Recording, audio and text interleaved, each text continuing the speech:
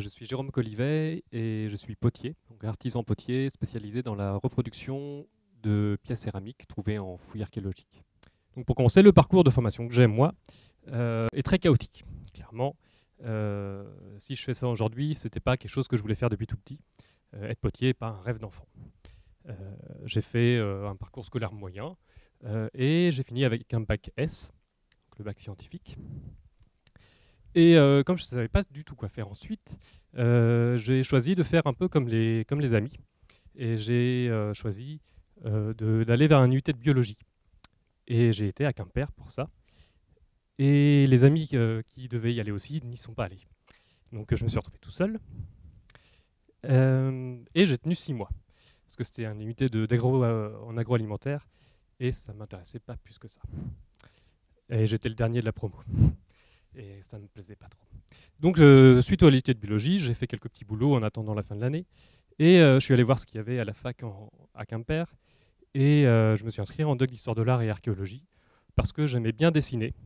Et je m'étais dit qu'en voyant des choses artistiques, ça allait me donner des idées pour continuer le dessin.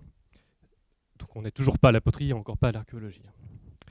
À la fin du doc, donc le bac plus 2, je voulais m'arrêter là. Et un copain qui me dit que ça serait intéressant d'aller à Rennes parce qu'au lieu de rien faire, autant aller faire une colocation à Rennes. Et j'ai dit pourquoi pas. Et lui, il faisait archéologie. Il a voulu aller en fac d'archéologie. J'ai regardé le programme et comme on avait un peu près fait ça à Quimper, je me suis dit que ça serait pas trop compliqué. Donc j'ai continué là-dedans. Et ça se précise un petit peu à la fin de cette année de 3e année, où le prof d'archéologie médiévale que j'avais nous a emmenés pour le stage obligatoire dans les Pyrénées pour un rassemblement de potiers et d'archéologues.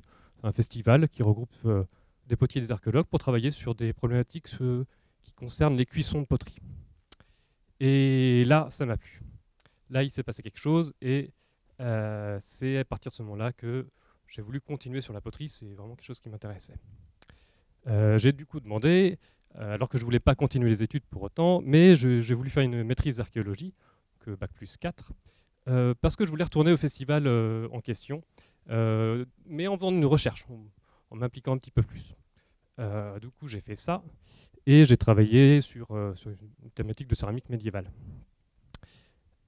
Donc voilà. Et à la fin des études, j'aurais pu devenir donc céramologue, mais je n'avais vraiment pas envie de continuer. Puis je préférais fabriquer des objets que les trouver tout cassés.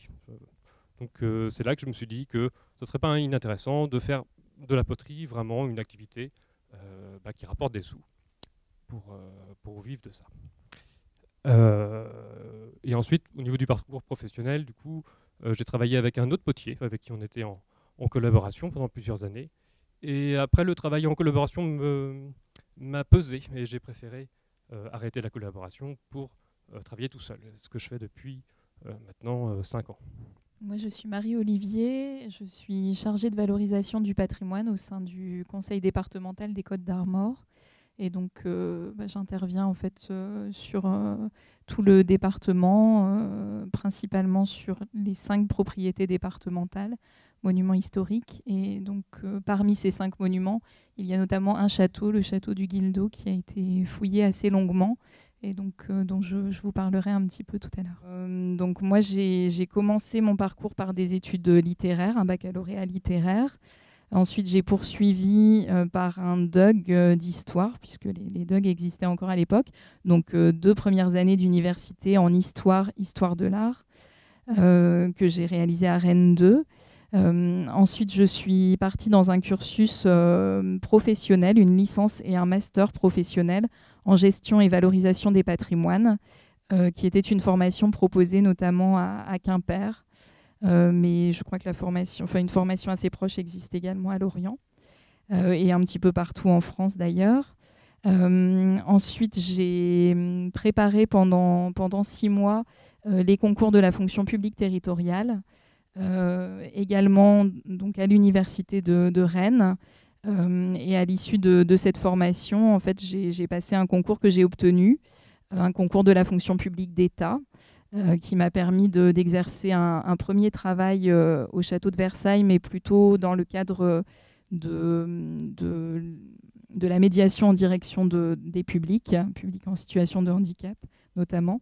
Et donc ensuite, j'ai obtenu une mutation, on va dire pour simplifier les choses, auprès de la collectivité départementale, voilà, au sein de laquelle j'ai été intégrée sur un statut qui s'appelle attaché de conservation du patrimoine. Et donc c'est vrai qu'une des voies qui permet d'arriver à ce type de poste à l'heure actuelle, c'est notamment ces concours de la fonction publique. Oui, Dominique Frère, je suis maître de conférences en histoire ancienne et en archéologie à l'Université de Bretagne Sud. Et donc je fais des fouilles archéologiques, pas vraiment en France, bien que je collabore à des fouilles archéologiques en France, mais je fouille en particulier en Italie et en Sardaigne. Donc je vous présenterai non seulement le type de fouilles que l'on fait, mais surtout les spécialisations donc des collègues avec qui je travaille. Voilà.